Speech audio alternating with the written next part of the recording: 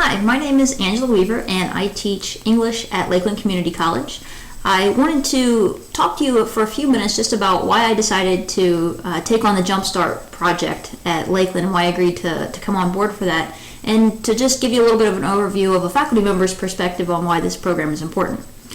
For one, I was encountering a lot of students in my first year classes, and in fact a lot of people outside of my classes who hadn't made the decision to come to college, who were either intimidated by their professors or maybe overwhelmed by the process, and basically just lacked confidence that they were the kind of person who would go to college on the one hand, depending on their background and preparation, and even for those who absolutely know they're going to college and have a strong academic background, a lack of confidence and a bit of confusion about what college looks like and what to expect. So fear is one thing that I think a lot of students encounter, and in fact this has been documented in books such as The College Fear Factor.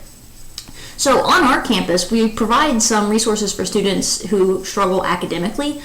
boot camps for example, and remedial classes. We provide resources to help students get oriented with the services on campus, such as an orientation, and there's other projects in the works, but none of these really, I thought, dealt with this issue of really just being scared of the process and not knowing what to expect from their college. As a first generation college student myself, I know that I was in that same boat, that I would have benefited a lot from just having some time one-on-one to work through these issues before the actual classes that were attached to grades and credits started.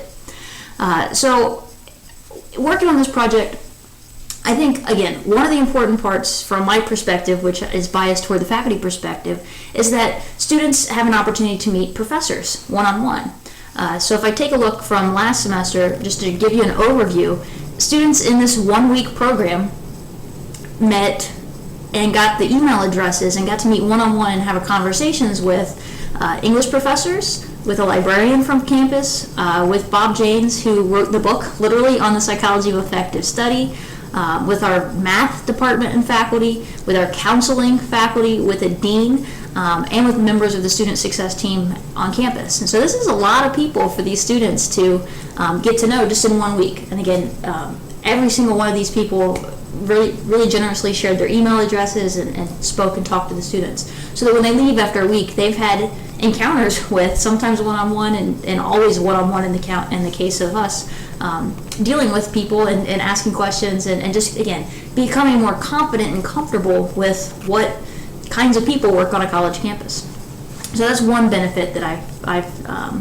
found. I think as well, getting access to some resources can be helpful. So taking a learning styles quiz can help them understand some things, but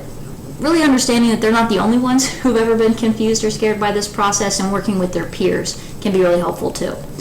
So resources are important, but I don't think that they're the most important thing that they get out of this process.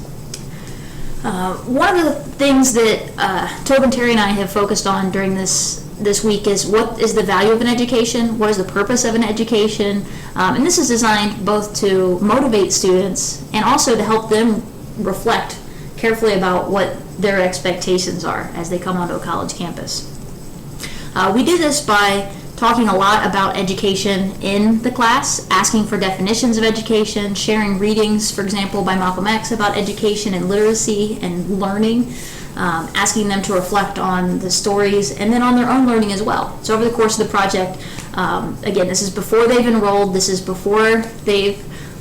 stepped foot otherwise onto a college campus necessarily,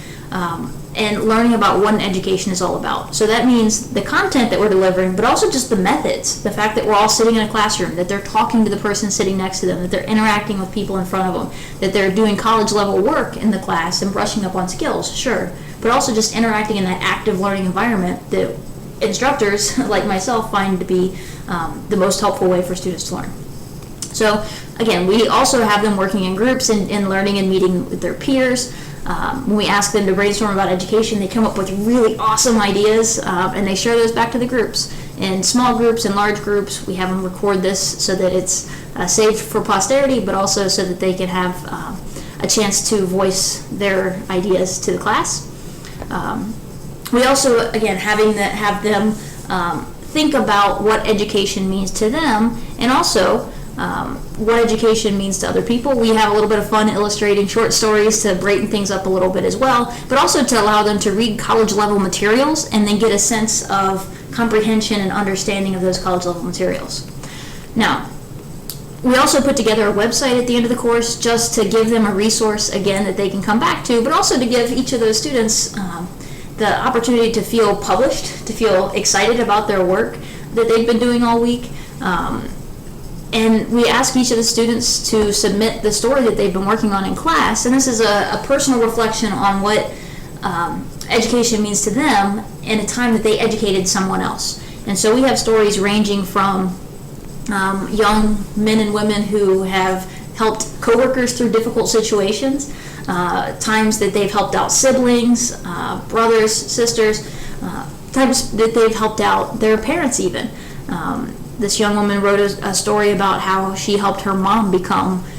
strong during a divorce, and that I think at the end of this, students see their work, they see it published, they feel excited. The last day is a celebration of everything they've worked towards, and we can really watch as these students are confident. The fear that they feel inside about